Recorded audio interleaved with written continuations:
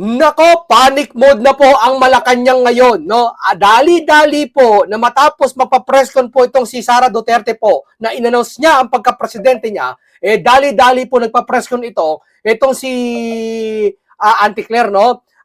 Hindi naman natin alam kung talagang schedule niya, ano yan, araw-araw pa-presscon. Di ba nagpa-presscon na ito nakarang araw, ngay presscon na naman, dali-dali sumagot po. Bakit? Natataranta na ba? Ha? Akala ko ba sa 2028 wala nang mangyayari, 'di ba? Akala ko ba kasi sa 2028 ang tendency niyan, pag ang pangulo ay wala na, tatakbo ba siya?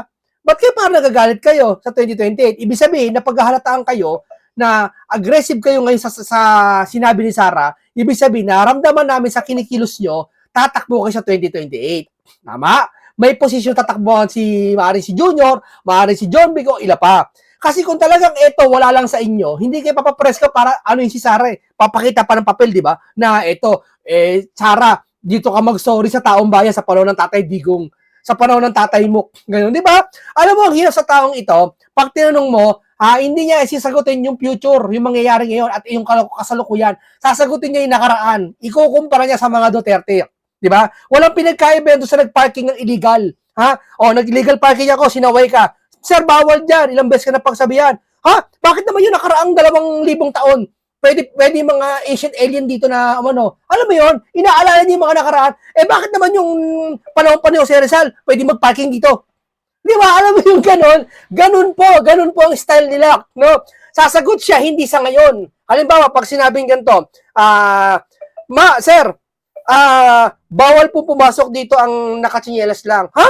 Hindi bakit yung panahon ni ganito? Pwede. Bakit ngayon hindi pa pwede? Iba panahon ngayon sa panahon dati, ma'am. Ngayon, kayo ang may responsable sa panahon nyo ngayon. Yun dapat ang sagutin nyo, hindi sa panahon. Di ba? Yun ang nakikita ng taong bayan Di ba? Ito, painggan po natin, gusto nyo makita ang ulo nyo. Ha? I-continue to, gusto nyo makita ang ulo nyo. Ito, painggan natin si Auntie Claire. Ayun yung mga katanungan. Unang tanong mula kay Ivan Mayrina, GMA7. Good morning, Yusek Claire. Vice President Sara Duterte has declared her intention to run for president in the 2028 elections. What does the palace have to say about this? Good luck. Good luck. Good luck na naman. Bakit? Di ba? Good luck. Good luck. Have you spoken to the president? Hindi ng sagot na walang sama ng loob. Yan yung sagot na kung saan may masamang loob. Galit! Good luck! Di ba? Dapat ang natural sagot dyan, natakbo siya, di, nasa sa kanya kung natakbo siya. Di ba? Yun lang sagot doon. Good luck! About this development. At alam na namin yan. Nadinig niyo po. At ang sabi niya po ay good luck. Yun lamang po. At nadinig niya po ang mga sinabi na pinagsisisihan. At humihingi na. Alam ko sabi nun, sir, ano po masasabi niyo? Good luck! Tawaran. Hulaan niyo sino yun. Yung pag tinanong mo, sir, ano masasabi mo? Good luck! Yun lang para sabihin, no? Itong Muya-muya pa. Vice Presidente. At yun nga po, may mga bahagi nga yung kanyang pahayag that the palace might want to respond to. Unang-una, if I may quote, sa unang mga buwan ng aming mga termino, nakita ko na ang kawalan ng katapatan ni Bongbong Marcos Jr. sa mga pangako binitiwan ng kampanya. At kasunod po nito, humingi siya ng patawad kung tinulungan daw niyang mahalal si BBM bilang Pangulo. Okay, isa-isahin natin. Mas maganda po yan. Isa-isahin natin. Maganda po yan. Sinulat na niya bago siya mag-press ko no? Alam na niya. Napainggan niya siguro si Sara. Humingi siya ng kapatawaran dahil tinulungan niya sa pangangampanya. Tandaan po natin, ang taong bayan ang naghalal kay Pangulong Marcos Jr. Talaga ba? Ba't unity team? Pumunta sa Davao at alyansa kay Sara. Kasi kukulangin sa boto. Ma'am, overall syempre, tama siya sabi mo. Taong bayan naghalal sa kanya, hindi si Sara. Pero sa tulong, ma'am. Yun ang mahalaga dun, ma'am. Di ba? Napaka-impertinente sasabihin mo, ay, taong bayan naghalal dyan. Hindi Kaya naalala ng taong bayan dahil sa tulong ng malaki na kontribusyon. Di ba? Kung ano man po ang natulong niya, pareho naman po sila nagtulungan dahil ito ay unity team. Parehas tulungan. Di ba? Kasi nabigo, akala namin maayos yung presidente. Kaya wag niya pong suluhin ang credit kung nanalo man ang Pangulo. Hindi niya sinusolo, ma'am. Sinasabi niya lang yung katotohanan. Sinasabi niya lang. At nakikita ngayon ng Pangulo at rather ng mga kababayan natin Kung sino ba nagtatrabaho, isang working president. Naalala niyo yung dating survey na si Sara ang presidente, siya, dahil ang taas ang survey ni Sara sa pagiging presidente. Kaso ayaw, gusto niya maging vice president ni BBM. Nuggets niyo? O ngayon, naalala mo yun, ma'am. Mas mataas ang survey dati ni Sara sa pagka-presidente kaysa kay BBM. Kaso, sinabi nila, sige, mag-best president ka lang kay BBM. Diba? Si BBM muna. Naalala nyo? Prepared sa vice presidente. Isa pa ho. Again, if I may quote, di ko kinaya maging bahagi ng 2025 budget na tadtad ng katiwalian. Pinili kong umalis sa gabinete kahit alam ko na since 2023 ang magiging kapalit ang aking impeachment. Kapalit naman talaga eh. Imagine mo, kung mangungurakot si Sara, ba't naman siya aalis sa department niya? Ano ba, nakapangurakot ako sa department ko, ba't ako aalis? Pag alam ko pa nag-imbista kayo, yari ako. Ang gagawin ko, hanggang matapos ang termino ko, hindi ako aalis. Hanggat para wala mabuking. Di ba? Hindi ako aalis. Pag nakawan ko yung opisina ko eh, pag inalis ko, kakalkalin yan eh. Tsak yan eh. Di ba? Kahit siya naman eh. Ikaw ba sa bahay mo, halimbawa, sa kwarto mo na lang, may anomalya kang ginagawa sa kwarto mo. Halimbawa, hindi mo alam kung ano ginagawa mo sa kwarto mo, no? O, darating yung mga pulis. Ha? Payag kayo bahay mo, pag aalis ka, hindi mo nilinisin. Nilinisin mo para walang investigasyon. Di ba? Payag ka, aalis ka doon, hindi ka aalis. Doon ka lang muna para hindi ka mapag-imbestiga, para may power ka pa doon. Di ba? Pinag-uusapan po ba ang Kaya korupsyon, naniniwala ako sa sinabi ni Sara eh. Sa pag-alis niya, may kapalit impeachment eh. Yun na nga. ang katiwalian? Siguro po dapat mauna muna na ihingi niya ng tawad kung ano man ang mga issue ng korupsyon at katiwalian at di umanong paglulustay ng confidential Talagang paglulustay. Sinasanay niya yung tao sa pandinig. Sila pati Pinklawan. Salitang lustay. Lustay. Para maiba naman.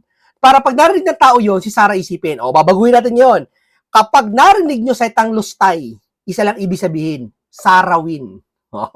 Ulitin ko, pag narinig nyo lustay, kahit anong katunog niyan, tatay, tinapay, lustay, isa lang ibig sabihin yan, Sara win. Ano? Ang sarap? Ang sarap? Binabago ko yung style, di ba? Style niyo yun eh.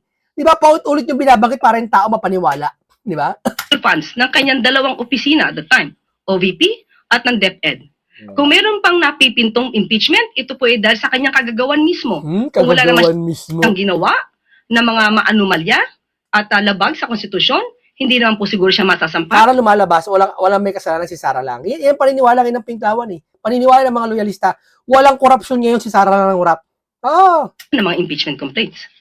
Yung mga nakakulong ngayon, mga engineer, district engineer, pati yung mga ibang isang senador nakakulong, kagagawan doon ni Tatay Digong. At sasamaan ugali, no? Sunod na tanong mula kay Ivy Reyes, Billionario. Follow-up lang po, Yusek. Makabayan Block said that the premature presidential bid of the Vice President is a move to shield herself from the impeachment. Does the palace share this sentiment, or what can you say about that? Maaari, kanilang opinion, pero dapat tandaan po natin, balikan po natin, dahil sasabi niya para ma-shield siya sa mga impeachment complaints. Hindi po basta-basta ito dapat mahadlangan ng anumang pagreklamo laban sa kanya. Sinabi niya kanina na hiningi niya ng tawad dahil nalulunod tayo sa baha. Pero tandaan po natin, ilan po bang flood control project? Ayan na. Nalulunod sa bab. Sagutin mo yung ngayon, huwag sa nakaraan. Kaya nga si Presidente na pumalit dyan BBM para ayusin yung nakaraan. Di ba ganun yon? Di ba ganun logic nun? Hindi lang bali pagkatapos ng termino ni Duterte, maaari siyempre may palagay natin, may kapalpa si Duterte, no? Ang uupo susunod na Presidente, yun na mag-aayos na. Hindi lang mag-aayos, mag-implement na siya ng panibagong ito natin. Dapat ganun. Hindi, alalanin mo. So, ibig sabihin, palpak si BBM. Walang magawa si BBM ngayon. Kaya babalikan yung nakaraan. Di ba ganun yun? Merong itinatag, di umano, ang kanyang ama. Balik ka, kakalkalin niya. 15,917 na flood control projects na mukhang hindi naramdaman. Dahil kung Ano meron hindi naramdaman? Hindi naman nagbabaha nung araw masyado Diba? Ngayon baha ng bahay. 13,917 flood control projects dapat naramdaman natin at medyo humupa. Naramdaman namin, ma'am. Ikaw lang hindi, ma'am. Naramdaman namin. Huwag kayo maniniwala hindi naramdaman. Naramdaman ako. Ako naramdaman ko. Ang pagbaha sa Pilipinas. Huwag niya rin pong kalimutan. Akin pong kinuha ng mga report. 2016, meron pong local lane na bagyo na Nina na nagdulot din ng pagbaha. 2017, Orduha. 2018, Ompong. 28 talaga pinanyo. Ma'am, 1945. Alalahanin mo, ma'am, digmaan yun. 1918th century, ma'am. Banggitin mo rin, ma'am. Dali, ma'am. Dali. Dali, banggitin mo rin. Nagkaroon ng massive landslide sa Benguet. 2019, Tisoy. 2020, Ambo. Lahat po ito ay may pagbaha. Taong 2020, roll Ma'am, dahil dyan, sa binanggit mo, iboboto namin si Sara. Sarap iboto si Sara. Ito po ang strongest landfalling typhoon noong 2020. Nandyan din po ang Ulysses, Odette, at Agaton. Binabanggit niya talaga lahat ng nakaraan, no? Grabe. Talagang, gawain desperado to eh. Gawain desperado, oo. Yung, halimbawa, 2026, di ba, 2026, nakita mo, yung kaibigan mo, inggit na inggit ka. Inggit na inggit ka, sobrang inggit ka. Lahat na lang meron siya, ikaw wala. 2026, Pag nag-away kayo, naalala mo yon 1972? 1969? Inaway mo ako? Alalahanin niya yun, 1969. Ilang taon yun? 69, 79, 89, 99, 2009. 50 years! 50 years mahigit, alalahanin niya pa yun. Wala siya maibutas eh. Kaya gagawin niya, yun na lang, alalahanin niya yung mga nakaraan. Ni 2006 yun. Lolo 95 years old na. Naalala mo yun? 1912? Yung 1912, kinuha mo lapis ko? Di ba? Alam mo yun, parang ganun eh. Naalala mo yun? Kinuha mo yung notebook ko noong 1913. Kakatawa. So, hindi po pwedeng magmalinis na wala nangyaring pagbabaha sa panahon ng kanyang ama. So, ibig sabihin, sige, ako kausap niya, sige, aminin ko may pagbabaha. So, ibig sabihin, aminin mo rin may pagbabaha ngayon. Aminin mo. Kasi sabi niya, hindi rin malinis eh. Ibig sabihin, kayo mo kinukumpara yan kay BBM. So, ibig sabihin, hindi rin malinis kay BBM. Kasi sabi mo, hindi rin eh. May rin eh. huli na magaling. At nandito pa rin po ang ibang report at aking ipapakita. 2021, nagkaroon po ng malawakang pagbaha sa Davao City kahit walang. Davao talaga sinadya. Oh, boom, Davao. Nalilin lang yung mga tao, no? Davao talaga, no? Ma'am, marami din baha nung araw. Wag lang Davao. Banggitin mo rin Metro Manila, ma'am. Baha din. May baha din doon. Ba't di niya binabanggit pati Metro Manila may baha din? Sa Davao talaga, parang utak ng tao, Davao. Wag manalo. 2028. Sara, wag manalo. Huli ka na naman. Bagyo. Ito po ang isa.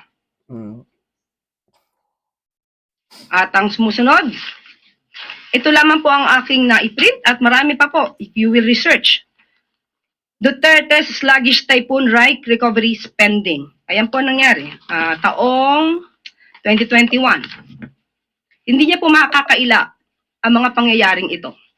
Kaya wag niyang ipahid lamang sa Pangulo sa sabing pagbabaha. Dahil kung meron po Hindi naman eh. Ito lang naman eh. Sa inyo, administrasyon nyo eh. naganap ng mga build. At kung talagang walang ghost projects ang dating nakaraang administrasyon, Okay. hindi natin mararanasan ang ganitong klaseng pagbabaha. Ay, grabe na yan. Kung walang, hindi daw mararasan yung gantong pagbabaha, ibig sabihin niya, para niya sinisisi lahat ng baha ngayon, kagagawa ni Duterte. Lahat ng flood control ngayon, ghost, kagagawa ni Duterte. Mawala ng ganyan. Kadesperadahan na yan. Kadesperaduhan na yan. Halatang halata na, ma'am. Di lang halatang halata. Kadesperaduhan na yan. Di ba? 2018, faced with disaster, Duterte falls from view. Ito po, at the time, ay wala at hindi makita ang dating Pangulong Duterte. So, ang mga issue pong ito, marami pa po siyang dapat na ihingi ng tawad. Akin pong Sige, andyan ako, kausap ako niyan. Sige, patawad mamamayan ko. Ano naman sunod? May rin siyang tawad. Yung Pangulo mo. Sige nga, ako gagawin ko yan. Sige, sorry sa mga kababayan na nagawa ng tatay ko. Ikaw naman, BBM mo hingi ng tawad. Ayaw mo. Ako, nanghingi na akong tawad, ha? Ikaw. Ayaw mo? Ganun kasimple, tapos na usapan yan, maniwala ay sa akin. Enumerate. At mukhang nakalimutan niya itong ihingi ng tawad. Una po, Hindi po 'yun ang usapan. Ang usapan do yung kay Sara yung ngayon, yung pagboto kay BBM pati yung kapalpakan ni Junior. Mas dapat niyang inunang humingi ng tawad sa taong bayan. Bakit dapat? Bakit di ba pwedeng sabay? Dapat, talagang dapat, no, gusto niya yung utak ng tao, mas dapat inuna. Nauso yung mga ganyan sa mga akala magaling sila magsalita. Dapat inuna mo. Ako hindi. Lagi ko sinasabi, dapat sinabay? Sabay. Hindi inuna. Ikaw naman, no? Lalong-lalo na sa mga biktima ng EJK. Ayan na, pinasok na talaga. Ano na to? Personal na to. Hindi, ano to, real to ka na. Dapat niya rin pong ihingi ng tawad at nakalimutan niya Alin? Pati pagbaril kayo sa Rizal, hingi mo na rin tawad kay Sara. nang siya ay Pati yung naapakan ni Digong nalangaw, hingi mo na rin. Di ba minsan nilalangaw si Digong, ano niya, parang pinalo niya. Hingi mo na rin yun, napatay yung langaw. magsabing mayroon siyang kilalang assassin at handa siyang magpapatay. At ang assassin na to ay nag-agree or sumang-ayon sa kanyang plano. Dapat ihingi niya rin ng tawad ang mga fake news na ibinandera niya sa taong bayan. Ipaghingi rin niya po ng tawad. Okay, sige, hingi ng tawad niya, pero kondisyon, hingi ng tawad si BBM din. Ha, nakasakapabayaan niya sa administrasyon niya. Hingi niya. Ang mga pagbabakasyon, personal trip,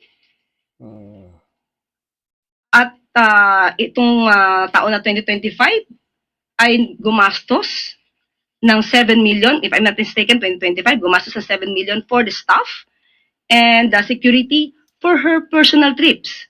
Ma'am, naka-budget yun, ma'am, naka-ano yun, ma'am. Naka-budget yun, ma'am, sa ano, sa isang OBP, ma'am, sa isang budget. Huwag niyo kami linlangin, ma'am. Dapat po rin niyang ihingi ng tawad nang tinanggap niya ang pagiging secretary ng DepEd kahit inamin niya na wala siyang kaalam-alam sa pagiging secretary ng DepEd. Wala naman talaga. Ate, sinamin niya. Ba't yung isang tawad? Inamin na nga eh.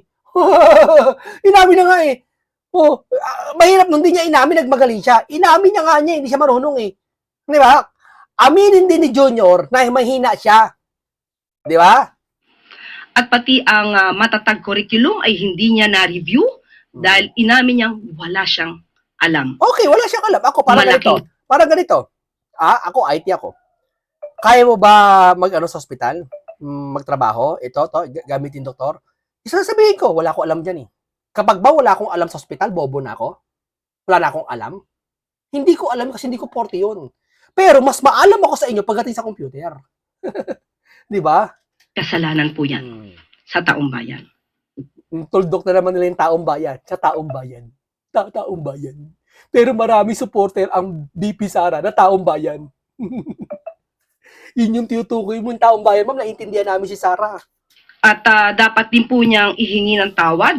Pati lahat. Pati kulay ng pantalon ni Duterte. Hingi ng tawad lahat. Ang puro paninira. Instead na Alin? siya ay magtrabaho at tumulong sa gobyerno. Puro paninira. Ma'am, alam nyo pag may nagsabi na si Sara walang ginagawa, isang ka-impertinentehan po yung huwag kayo maniniwala. Walang ganun. Kasi kung walang ginagawa, hindi ko i-complain nyo sa ethics. Ano nyo? Ano nyo? Reklamo nyo. Pwede ba yun? Ano lang yun? Ma'am, hindi kami naniniwala walang ginagawa si Sara. Porkit tapot-tapot sa ban, BP lang kasi siya, hindi siya katulad ng isang presidente na marami talagang gampanin. Di ba? Wag kami, ma'am. No? Lahat ng gobyerno may ginagawa diyan, ma'am. Hindi totoo yung walang ginagawa. Empleyado ng LGU pwede 'yan. Pag empleyado ka ng City Hall, obligado ka talaga walang gagawin. Kasi sa LGU minsan naging encoder ako. Encode ako ng alas 7 alas 8 na umaga, no? Pagpasok ko hanggang alauna. Pagdating ng mga alas 2, wala na akong gagawin. Minsan natutulog na ako sa opisina, gagawin lang konti. Mimerienda na ako. Minsan maghapon wala kang gagawin. Taas kamay. Totoo, di ba? Yun yung wala talagang ginagawa. Pero pag opisyal ka talaga, halal ka, hepe ka, gobyerno ka, congressman ka, mayor ka, vice president ka, yung iba dyan talaga, may barata pa talaga, walang gagawin. At minsan may gagawin. Kaya naman, hindi totoo yan, ma'am. Walang ginagawa, hindi totoo yan. Matatandaan niyo siguro nung sinabi niyang siya ay may alam di umano na mapababa ang presyo ng bigas.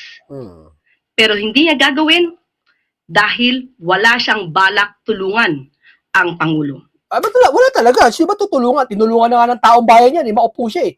Tinulungan na nga namin nakiisa nga, di ba? may mga vlogger tumutulong ngayon na kung sino yung mga Blues Project, anong ginagawa?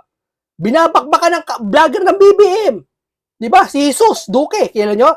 Yung pumunta sa Ilocos na vlogger na medyo chubby. 'Di ba?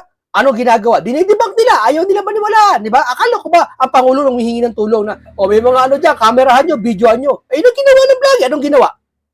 'Di ba? Ano nangyari? Yung ba? Yung ba? Yan po ay isang kasalanan sa bayan na dapat niyang ihingi ng Ma'am, tawad. ma'am, o sige, palagay natin may kasalanan Duterte, dapat nasama. Tama sinabi mo humingi ng tawad si Sara. Pero ma'am, dapat isabay din si BBM humingi ng tawad. Bakit? Sa kapabayaan niya. Oo, tama sila sabi mo nakaraan. Si BBM nakatuklas ng flood control. Sige, i-garantya na natin, guaranteed na. Humingi rin siya ng tawad, ma'am. Ganun lang kasimple yun, ma'am.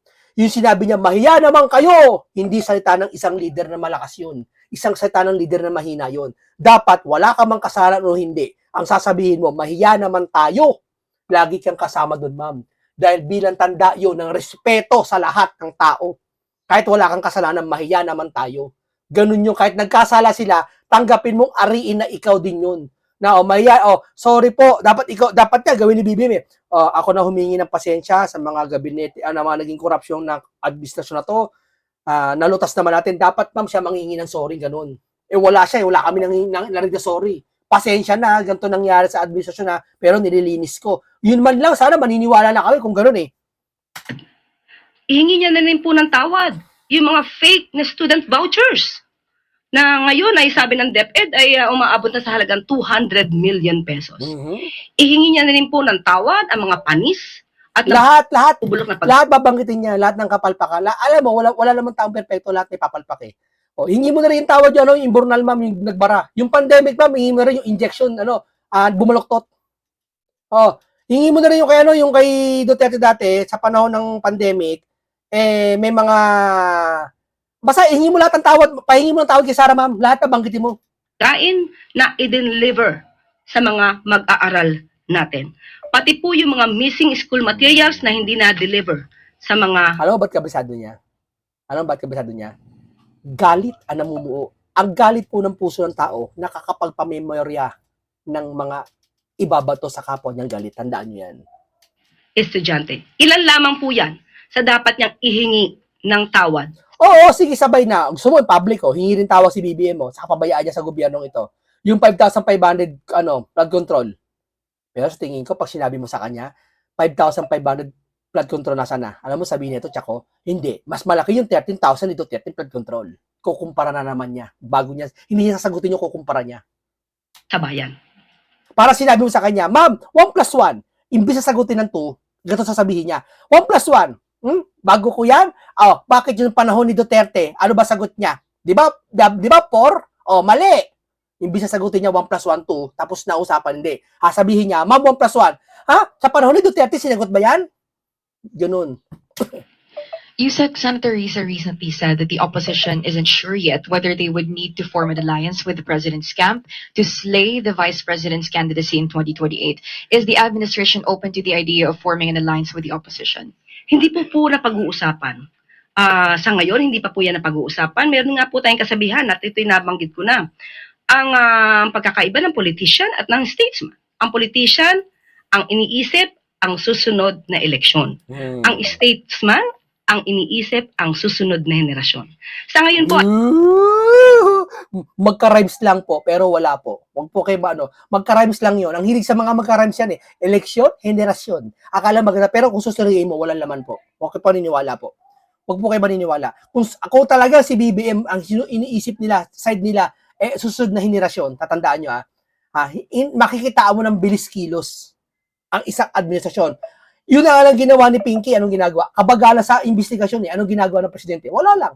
Nagkakagulo sa China, nagkakawatak-watak ang Pilipinas dahil sa China lang. Nagsasalita ba siya? Hindi. Wala siya.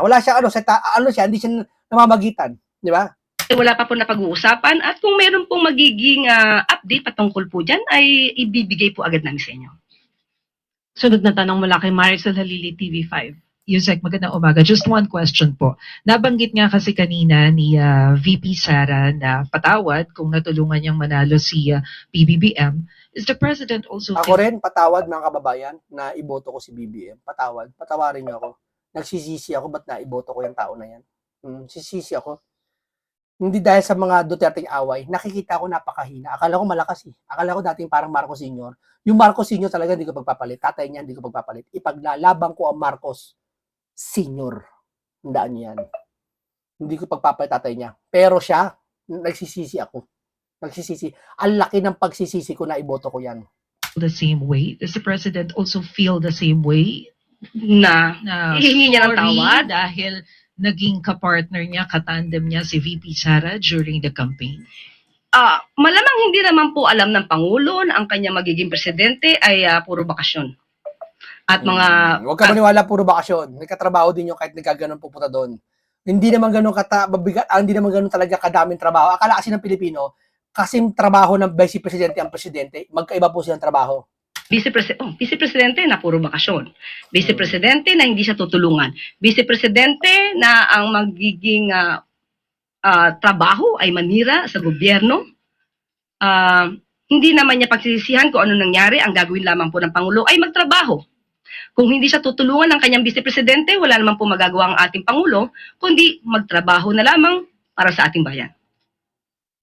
But Trabaho ano po para ang sa ating bayan. Hindi ko nga maramdaman eh. tingin ng Palas now na nagdeklara na ng kandidatura si VP Sara? Do you feel that she is a strong candidate? Mahirap tibagan? How does the administration feel about it? Wala po nararamdaman ng palasyo patungkol dyan. Depende na po sa tao kung paano nilang susuriin ang mga kandidato. Isipin po nila ang kandidato at magiging leader ay dapat na makabayan. Dapat interes ng bayan ang sinusulong. At maging cautious tayo, maging mapanuri. Kung isang Manchurian candidate... Ma'am, pasensya na mama. Hindi namin maramdaman yung makabayan na sinasabi mo sa administrasyon natin. Hindi namin maramdaman. Pasensya na kayo, ma'am. ang maiboboto nyo. Sunod na tanong mula kay Ann Soberano, Bomboradio. Yusek, reaction lang din ng Malacanang. Ang pag-anunsyo po ngayong ka-early ni VP Sara ng kanyang presidential bid para sa 2028 ay isa po daw strategic political move na layong i-shape yung public perception. Probably po humihingi siya ng suporta at Hindi ako, tingin ko ito Maraming, yung pag-post si Sara ng pag-announce niya ng presidente, na dami na takot to. Ako tingin ko parang, sorry ako lang, akin to, huwag niyo paniwalaan to kwento ko lang sa inyo Hindi dapat paniwalaan. Akin lang to, sorry lang. Baka sinadya ni Sara dahil si tatay niya, di ba, sa February 23, magkakaroon ata ng hahatulan tatay niya ata kung makukulong o hindi. Parang gusto niya ipalabas sa ICC kasi mga ICC, chismoso yan Ang ICC naniniwala sa social media Oo, sa social media naniniwala yung mga yan Nalalaman si Sara susunod. Ngayon, pag si Sara susunod, sorry ako lang to baka magkabukuhan. Kasi natataka ako sa ICC. Nakuha ka ng idea sa social media. Hindi, bakit nakikinig ka sa mga tao? Bakit sa side nila Sara hindi ka nakikinig? Di ba ang ICC? Para ang lakas-lakas mo. Sabihin, nararamdaman mo yung mga Pilipino sa ICC. Isabi, may koleksyon ka sa Pilipinas. Sino koleksyon mo sa Pilipinas?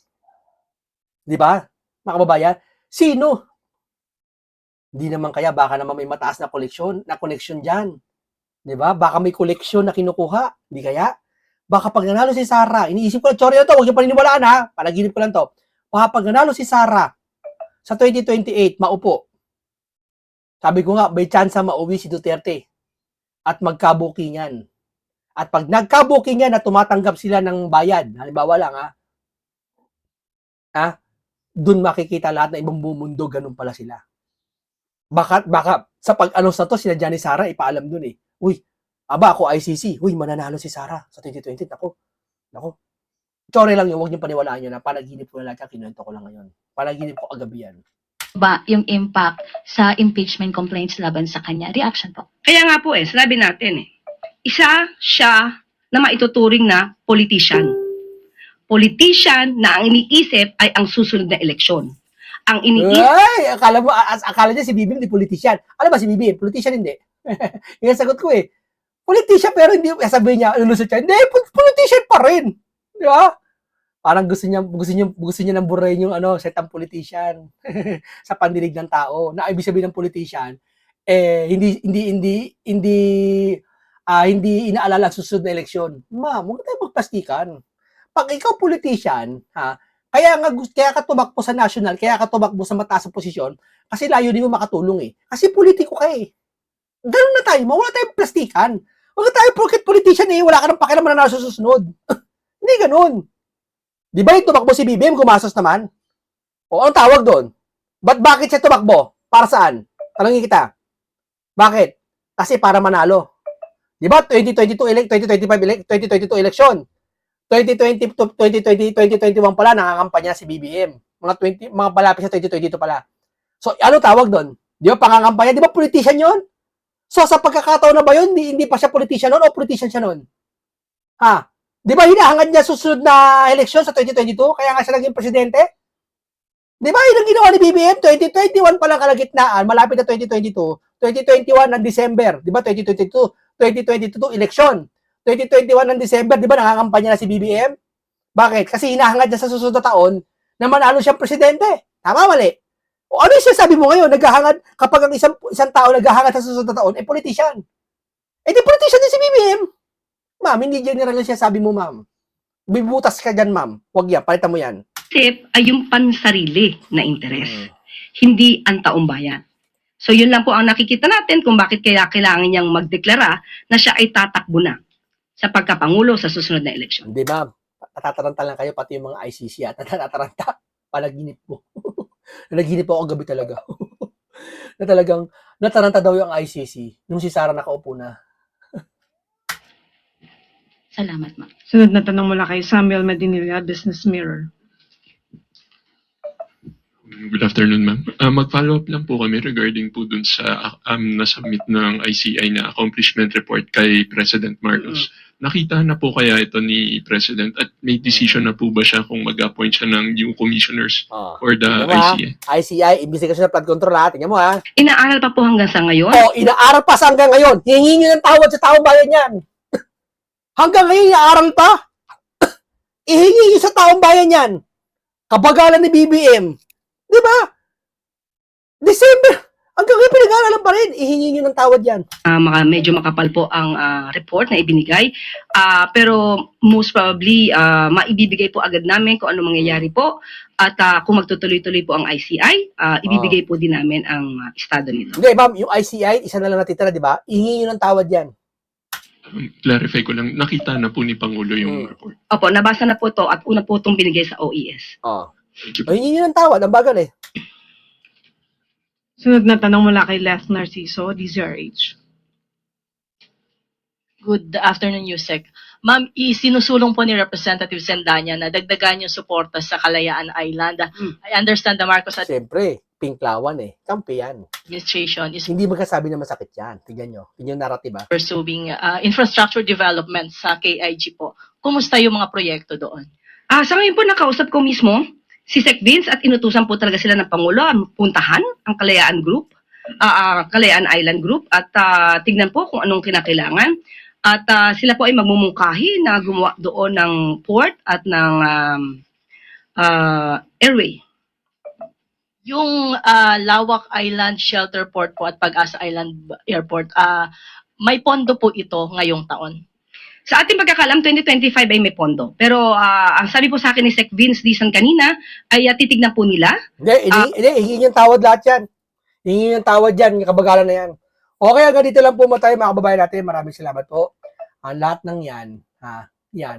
Ito, sabi ko lang, halimbawa lang to, Tsorya lang yun sa ICC, na kapag si Sara Duterte nanalo, sa akin palagay, tsorya opinion, maaring mag-iba eh, mapauwi si Tatay Digong. Maaring pwedeng, kasi tataka ako eh, bakit ang ICI, ang ICC, ang lakas-lakas nila?